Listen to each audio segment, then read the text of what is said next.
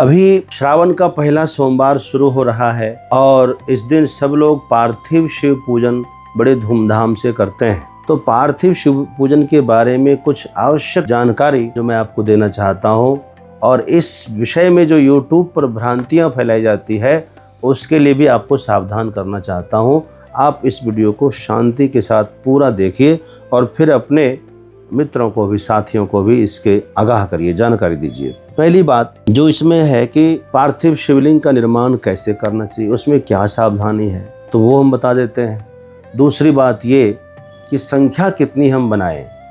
तीसरी बात ये, क्या शिवलिंग स्त्री को भी बनाना चाहिए, क्या नारी शिव पूजन, शिवलिंग का पूजन कर सकती है, इसमें क्या समस्या है, तो किन लोगों ने ऐसा कहा है, इन सब बातों पर भी हम चर्चा करेंगे।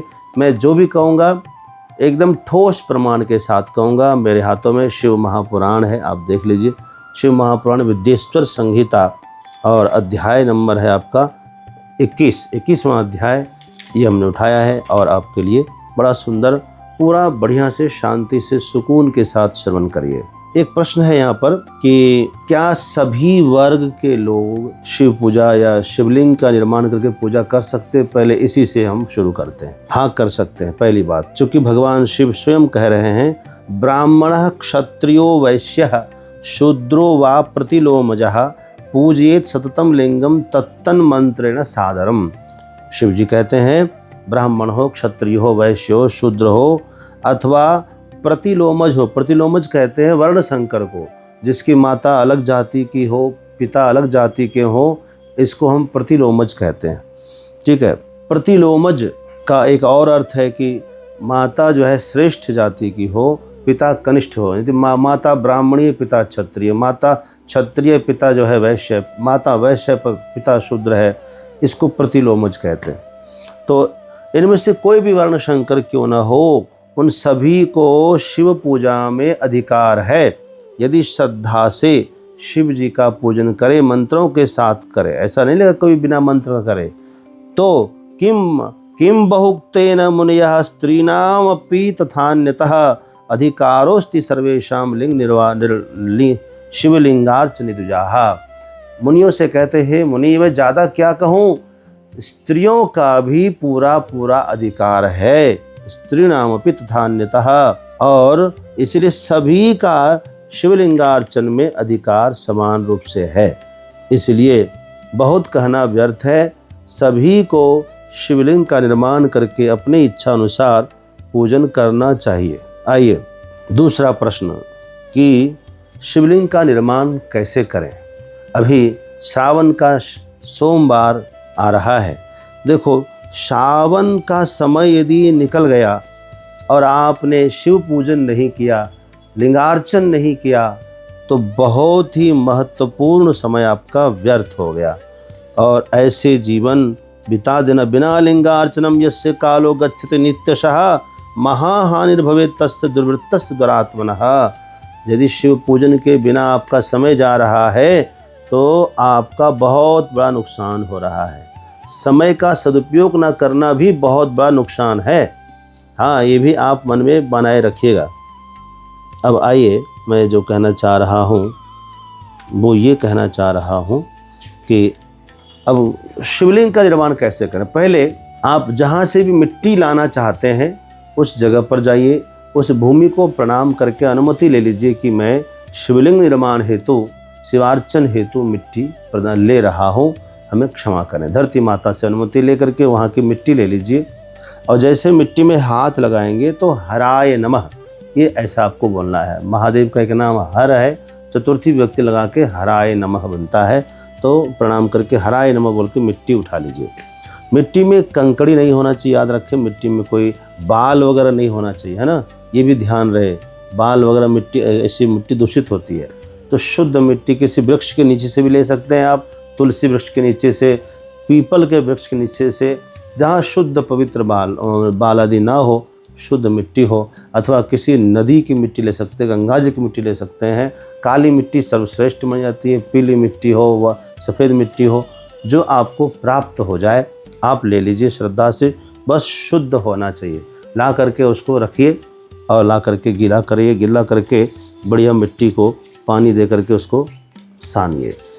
अच्छा, यदि हमको रुद्रा अभिषेक करना है पार्थिव शिवलिंग का, तो उसमें क्या करिए, कॉटन ले आइए, होता है ना कॉटन मतलब रुई, रुई को पतला पतला ऐसे फैला के उसी मिट्टी के साथ सान लीजिए, मिला दीजिए। इससे क्या होगा कि जब आप अभिषेक करेंगे तो वो बहेगी नहीं, उसमें मजबूती आ जाएगी।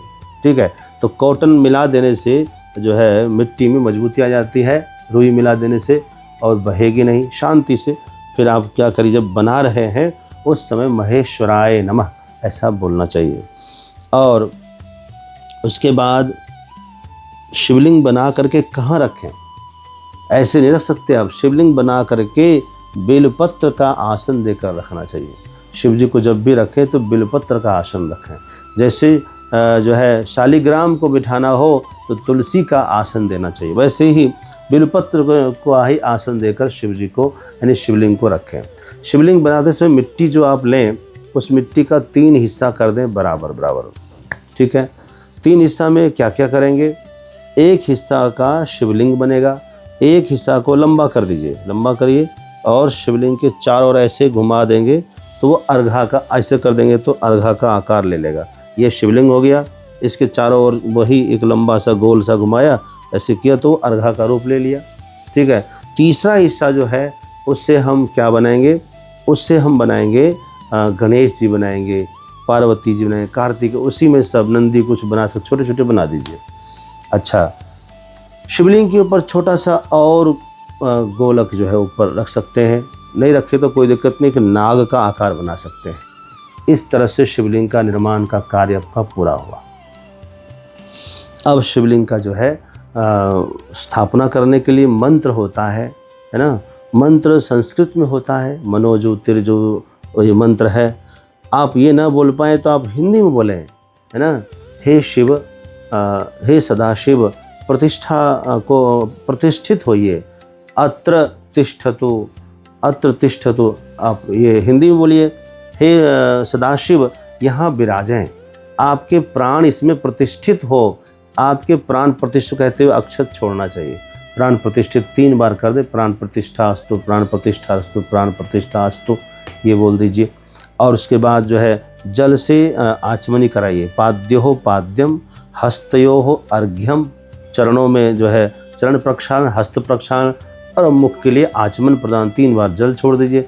फिर प्रणाम करके फिर आसन दीजिए। अक्षत आसन के लिए अक्षत समर्पित करिए, और फिर ध्यान करिए। ध्यान करके फिर जो है पंचामृत स्नान कराइए। पंचामृत स्नान कराने के बाद फिर जो है वस्त्र दीजिए। वस्त्र में जो कलावा होता है वह समर्पित करिए। और उसके बाद जो है कलावा चढ़ाने के बाद फिर भस्मी चढ़ाइए, तिलक करिए, और फिर जो है बेलपत्र उसके ऊपर, शिव जी के ऊपर रख दीजिए। कुछ पुष्प चढ़ा करके पूरी तरह से ढक दीजिए। ढकने के बाद आप जो है अभिषेक शुरू करिए। अभिषेक याद रखिए, वो धार सीधे सीधे शिवलिंग पर ना पड़े, धार बेलपत्र पर पड़े, पुष्प पर पड़े, और अभिषेक शुरू कर दीजिए। अभिषेक किस मंत्र से करेंगे? रुद्राष्टाध्याय आपको मालूम है तो अच्छी बात है, नहीं है तो कोई दिक्कत नहीं है। आप शिव महिम्ना स्तोत्र से रुद्राभिषेक करिए। शिव महिम्ना स्तोत्र भी आपको कठिन लग रहा है पढ़ने में, तो आप रुद्राष्टकम का पाठ करिए। नमामि शमीशान निर्वाण रूपम विभुम व्यापकम ब्रह्म वेद स्वरूपम। इस तरह से आप जो है रुद्राष्टकम पाठ करिए। अब इसमें जो है लिंगाष्टकम का पाठ कर लीजिए। आप इसमें शिव पंचाक्षर स्तोत्र का पाठ कर लीजिए। 12 ज्योतिर्लिंग स्तोत्र का पाठ कर लीजिए। और कुछ पाठ नहीं कर पा रहे हैं तो यदि आप गुरु मंत्र लिए हैं तो आप ओम नमः शिवाय, ओम नमः शिवाय का जाप करिए। यदि नहीं लिए हैं तो नमः शिवाय, नमः शिवाय, नमः शिवाय, नमः शिवाय करते हुए आप जो है एक उचित समय तक जो है अभिषेक कर लीजिए। अभिषेक करने के बाद फिर जो है प्रणाम कर लीजिए। शिव जी का नमः पार्वती पते हर हर महादेव बोल करके प्रणाम करिए। फिर उत्तर साफ सफाई करके फिर से जो है शिव जी को तिलक करिए और जो है उत्तर पूजन करिए, है ना।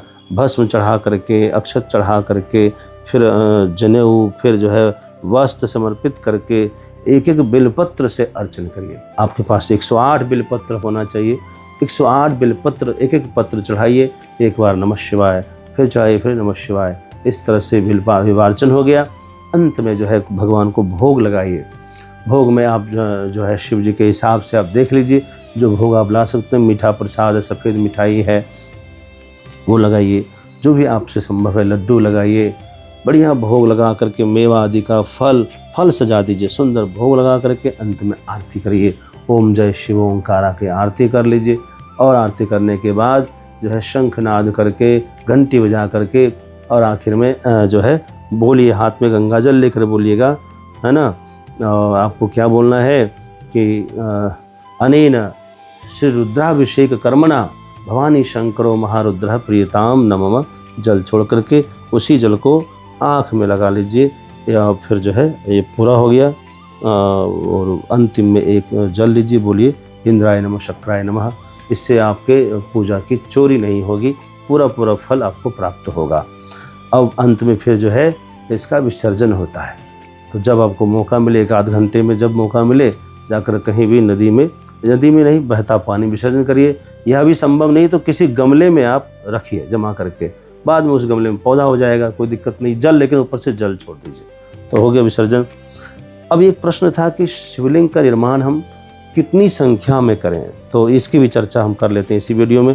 डर है कि वीडियो बहुत लंबी ना हो जाए, लेकिन आप शांति से देखिएगा। बहुत सुंदर ये है प्रसंग, शिव महापुराण का प्रसंग है। लिखा है विद्यार्थी पुरुषः प्रीत्या सहस्रम, है ना, सहस्रमितम पार्थिवम। अर्थात विद्यार्थी पुरुष को IAS, PCS या बड़े एग्जाम में सफलता प्राप्त करने के लिए, अपने बुद्धि को मेधावी बनाने के लिए, विद्या प्राप्ति के लिए 1000 पार्थिव शिवलिंग बनाना चाहिए। 1000। अब आप देख लिए 4 सोमवार है, तो आप जो है इस महीने में 4 है, तो चारों सोमवारों में बांट लीजिए। हमको 1000 करना है, 250 आप कर लीजिए 4 बार में। इतना शिवलिंग का निर्माण करके आप पूजन कर लीजिए, निश्चित ही आपको वह फल मिलेगा। कहते हैं शिवलिंग निश्चयात फलम आप फलप्रदम, निश्चय ही फल मिलेगा। नरः पार्थिव लिंगानाम धनार्थी च तदर्धकम।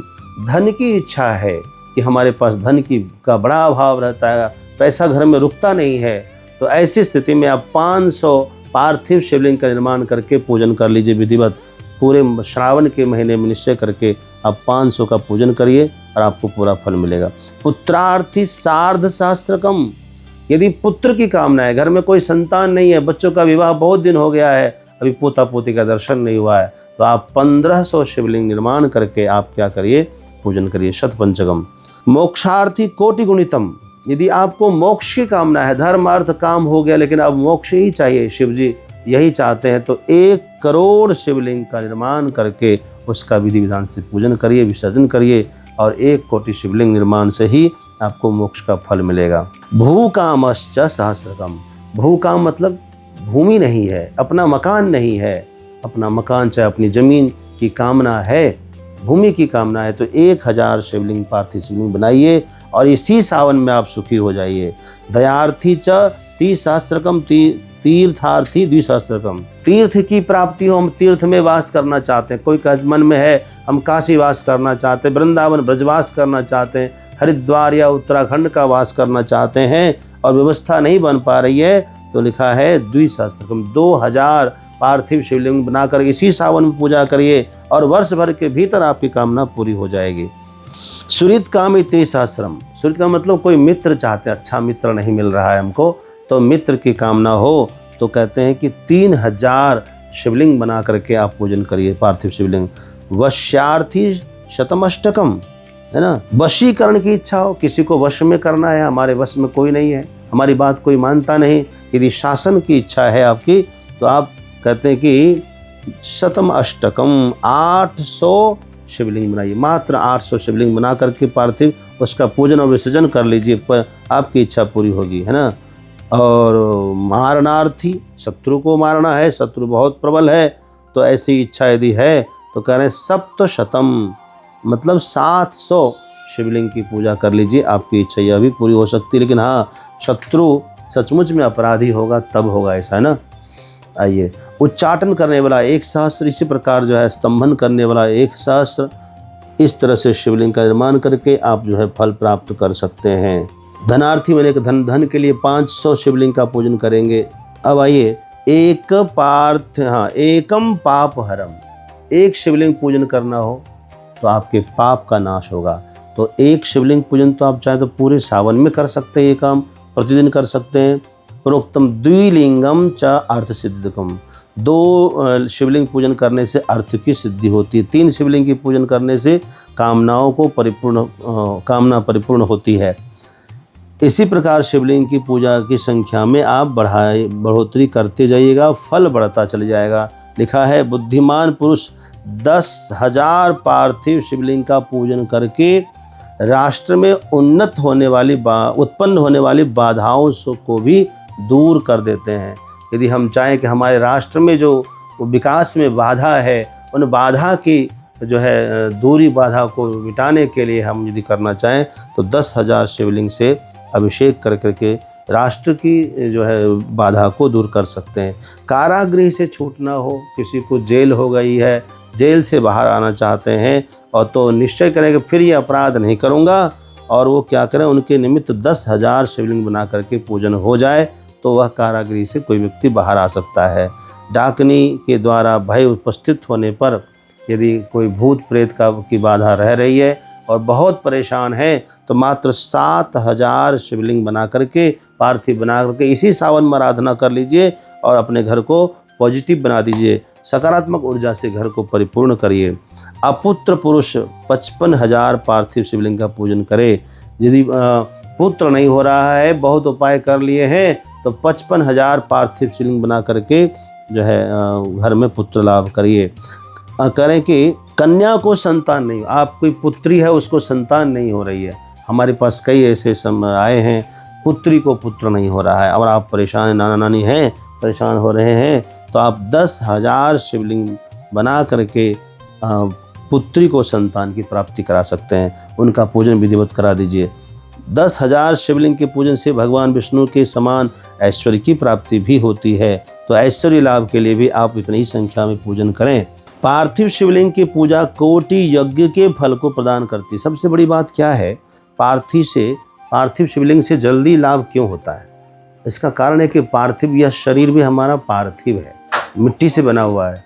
इसलिए जब हम पार्थिव शिवजी बनाते हैं, शिवजी को भी हम पार्थिव के रूप में पूजन करते हैं, तो शिवजी शीघ्र प्रसन्न होते हैं। लिखा है कि पार्थिवेन तो लिंगेन बहवो सिद्धि मांगता है, पार्थिव शिवलिंग से बहुत लोग सिद्धि प्राप्त किया है। तत्रापि लिंगम क्षिप्रम सिद्धदम भवति सिद्धिम भवति, अर्थात पार्थिव शिवलिंग तो शीघ्र ही, क्षिप्रम मतलब शीघ्र ही सफलता को प्रदान करता है।